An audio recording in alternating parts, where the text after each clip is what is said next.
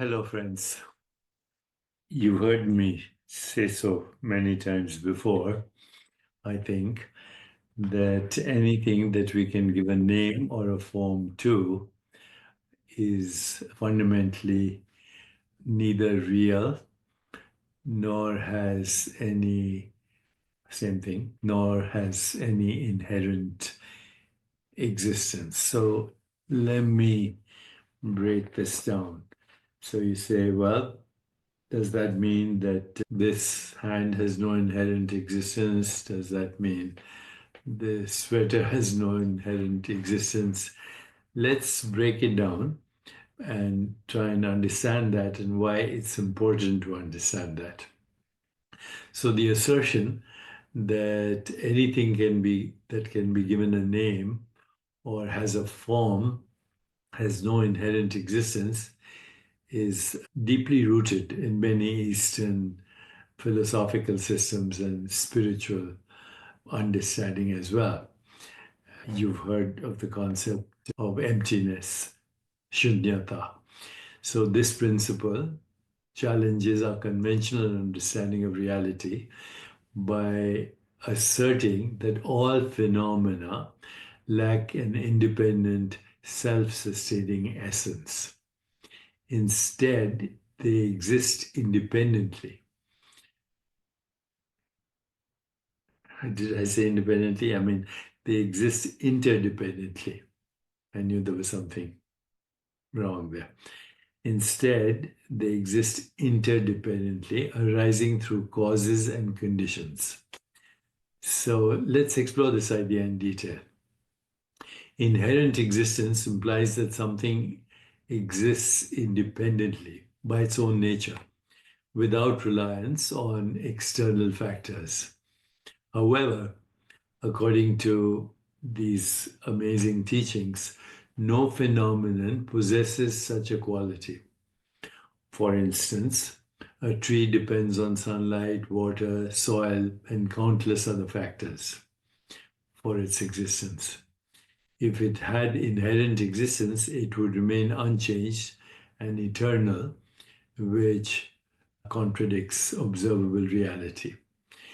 The absence of inherent existence is what Buddhists call emptiness. It does not mean things do not exist at all, but rather their essence is contingent and interdependent. So, this is also the concept of what is called dependent origination. The concept of dependent origination or interdependent co-arising underpins the idea of emptiness. It states that all phenomena arise due to specific causes and conditions. For example, a flower is not inherently a flower. It is an assembly of petals, stem, and other parts. None of these parts alone constitutes the flower. Similarly, human identity is shaped by external factors. It's innumerable to count, but some like genetics, upbringing, environment. Nothing about your separate self exists independently. Ego identity does not exist independently. This interdependence reveals that naming or identifying an object is merely a conceptual designation rather than acknowledging what it is inherently. Of course, you've heard emptiness is form, form is emptiness, and this is according to Buddhist teachings, Mahayana teachings. Form is emptiness, emptiness, form. It encapsulates this principle. It asserts that physical forms, observable phenomena, are empty of inherent existence because they are dependent on other factors for their being. Conversely, emptiness itself manifests as form because it allows for the interdependent reality we experience.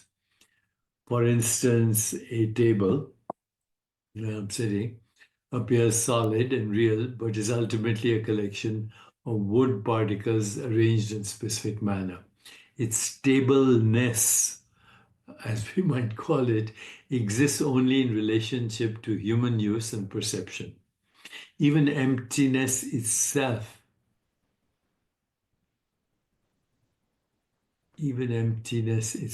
is not empty. Okay? It is actually brimming with possibilities of experience and also objectively with force fields and particles. On a practical level, grasping at phenomena as inherently real leads to clinging, grasping, recoiling, and suffering.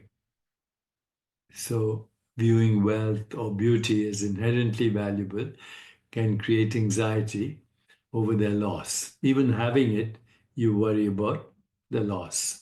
Okay, and when you don't have it, you worry that you don't have it.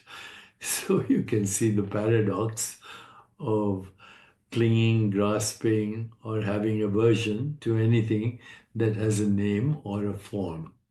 So recognizing the transient nature of forms and phenomena and their dependent nature fosters non-attachment and equanimity. Non-attachment means neither attached nor detached, just allowing it to be as it is, because it is ultimately the interdependent co-arising of everything that we call the universe. So this desk in front of me is wood, but it comes from a tree. And the tree is the symbolic expression of weather, of clouds, of sky, of rivers and water and rivulets and birds and bees and flora and fauna. And of course, get to be my desk, it involves carpenters and factories. This desk in front of me is dependent on the entire universe right now. So, building on this, anything with a name or form lacks inherent existence. Now, let's extend this by incorporating the notion that forms and phenomena are actually impermanent modifications or manifestations of timeless awareness. This perspective bridges Buddhist teaching on emptiness with the concept of an eternal formless awareness as the substratum of all experience. So, timeless awareness, which is spontaneously present at all times, you can't get rid of timeless awareness, is ultimate reality from which all forms and phenomena arise. It is empty in its essence, but capable of manifesting as anything, whether in samsara, which is the cycle of suffering, or liberation, nirvana. This awareness is unchanging, no matter what is happening. It is beyond time and serves as the ground for impermanent entities. Phenomena, actually, all forms are also phenomena. They are transient and subject to change as well. They arise within this timeless awareness, but do not possess independent existence or inherent existence, whatever you want to call it. A wave exists temporarily on the surface of the ocean, but does not separate from the ocean itself. Similarly, forms and phenomena, expressions of timeless awareness, arising due to causes and conditions, but ultimately dissolving back into their source. So, this is an interplay between time and timelessness. Humans experience everything at the intersection of time-bound phenomena and timeless awareness. While forms are considered to be impermanent, forms are conditioned by impermanence, timeless awareness remains unconditioned and immeasurable. So, this duality allows us to perceive impermanence while simultaneously recognizing the eternal nature of awareness. And of course, meditation helps this. When we rest in timeless awareness, we transcend identification with transient forms, and that includes thoughts, emotions, physical sensations. And by doing so, we experience liberation from mental anguish and attachment. Forms can be understood as modified expressions of timeless awareness. They are modified because they appear distinct and tangible with time bound perception but lack inherent essence. Okay, so even our personal identity is a fleeting construct shaped by external conditions like memory, culture, and biology. So, recognizing forms as impermanent entities rooted in timeless awareness transforms how we engage with reality. First, there's non attachment.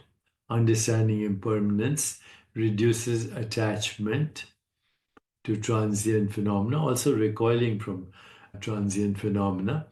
And resting in timeless awareness offers freedom from suffering caused by identification with forms. And this also leads, of course, to compassion. Awareness of interdependence fosters empathy for all beings. So, meditative inquiry into timeless awareness allows us to transcend dualities such as me and the other, permanence, impermanence. And this realization aligns with the goal of awakening, seeing through illusions to experience reality as it truly is. So, forms and phenomena are impermanent modifications arising from timeless awareness, an eternal presence that remains unchanging despite the transient nature of all experiences. Let's contemplate this interplay between time bound entities and timeless reality. And if we do that, then also let's embark on the next step: cultivate wisdom, equanimity, and liberation from suffering. So I hope this is helpful.